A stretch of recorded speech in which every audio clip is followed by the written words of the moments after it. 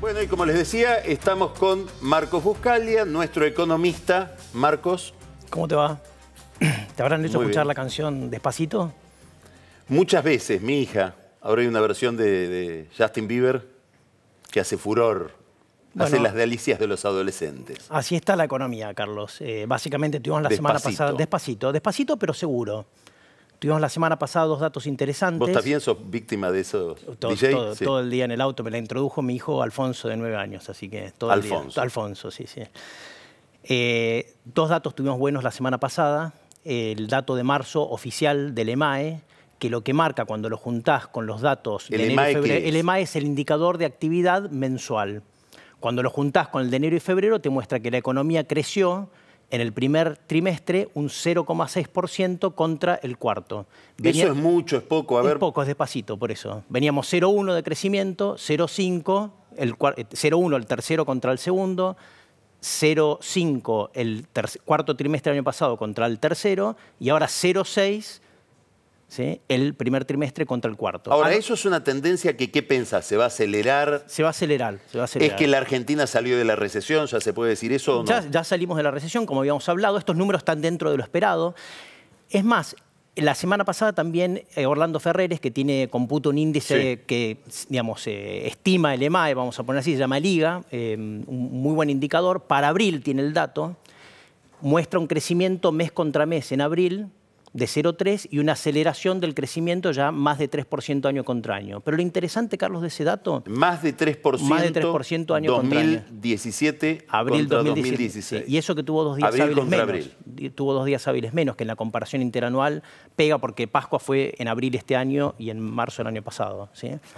Lo interesante de eso es que vos, no sé si te acordás que hablamos que la recuperación hasta ahora era muy despareja, muy pocos sectores.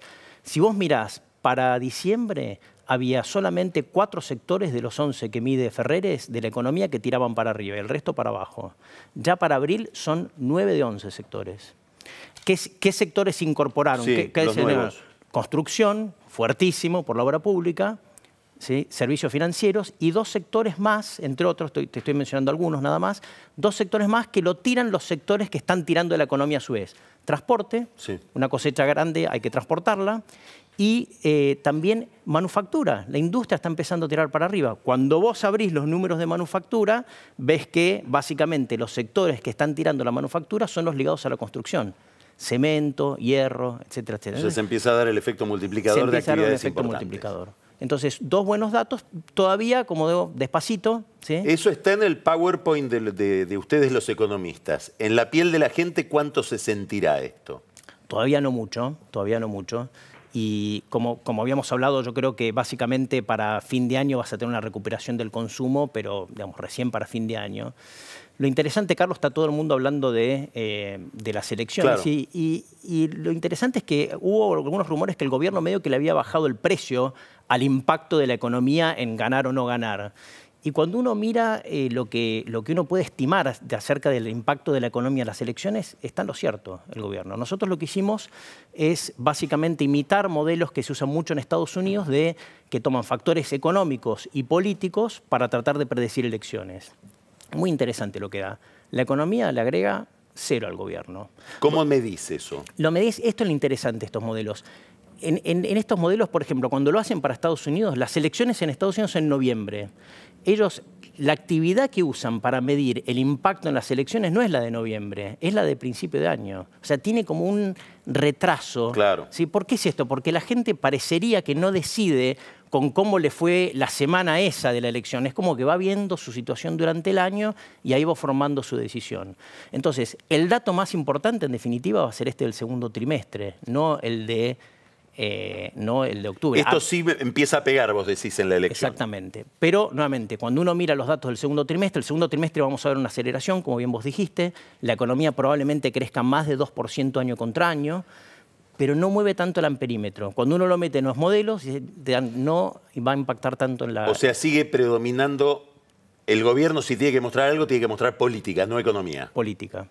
Lo que sí muestran los modelos también es algo interesante, Carlos, que es ser gobierno a Cambiemos le aporta un montón. O sea, esto es algo que la gente a veces lo subestima. Ser gobierno en cualquier país te aporta un montón, porque vos estás todo el día inaugurando obras en la tele, venís acá a la entrevista. O sea, esta visibilidad que te da, la necesidad de la política y de los políticos de tener visibilidad, el estar el gobierno te lo da solo. Es más, lo que dan los modelos para la Argentina es muy interesante. Cuando el gobierno es peronismo, ¿sí? El peronismo usa mucho mejor ser gobierno para ganar elecciones. O sea, hay una diferencia. En cualquier provincia que vos lo midas, estar en el gobierno y además ser peronista te agrega 5 puntos a cualquier elección en promedio de todas las provincias argentinas, las elecciones en lo que medimos. 5 puntos de diferencia por el hecho de estar en el gobierno. Es como que los peronistas saben usar mejor ser gobierno. Bueno, para ganar elecciones. Dentro del Estado, ¿no? Nacieron en un gobierno en el año 43, desde dentro del Estado se lo generó. Entonces, lo que lo va a ayudar al gobierno no es la economía, sí es estar en el gobierno y, como vos decís vos, la política, ¿no? Con una ventaja adicional, que es que el peronismo no está en la provincia de Buenos Aires, ni en el gobierno nacional, tampoco está en el gobierno provincial. Exactamente, ¿no? exactamente. Es decir, por primera vez en muchos años van a ir en una situación bastante desamparada. Sí, exactamente. Es más, cuando vos mirás lo que te muestran los resultados analizados estadísticamente, es que tener el gobierno de las elecciones provinciales, tener el gobierno provincial y el nacional te suma con respecto a tener solo el provincial o solo el nacional. Hoy yo hablaba con un dirigente de Cambiemos, pero que conoce mucho el peronismo, y decía, estoy hablando con los peronistas, nombraba concretamente a Randazzo, dice, y cuando uno lo escucha hablar, da la impresión de que todavía está en el gobierno de Cristina, por el tono que emplea respecto de sus posibilidades, y tal vez no les cae la ficha de que van a tener que remarla desde fuera del Estado. Lo cual plantea problemas inquietantes también de financiamiento, ¿no? No solamente financiamiento, pero pensá el gasto público en infraestructura, lo que dijimos que está tirando la construcción. Van a estar inaugurando el gobierno y Vidal, etc., van a estar inaugurando obra pública de acá a octubre, una por día. El Puente de la Noria fue el otro día, vamos a estar viendo una por día, básicamente. Entonces, es eso lo que en nuestros modelos lo ayuda a Cambiemos, por ejemplo, a que le pueda ir mejor que en la elección legislativa de 2015, a pesar de que la economía no lo empuje para arriba. Muy bien, Marcos. Interesantísimo. Vamos a ir a otro tema, el que me gustaría que adelantes para el lunes que viene, que me resulta que lo estuvimos hablando hoy. Soñar. Sí, ¿cómo sería? Vamos a soñar un poco. Porque a veces la gente estamos todos demasiado metidos con las elecciones y si la economía creció un puntito más. Y a veces, esto me surgió cuando hablamos de Sancor, ¿te acordás? Y la lechería. Sí.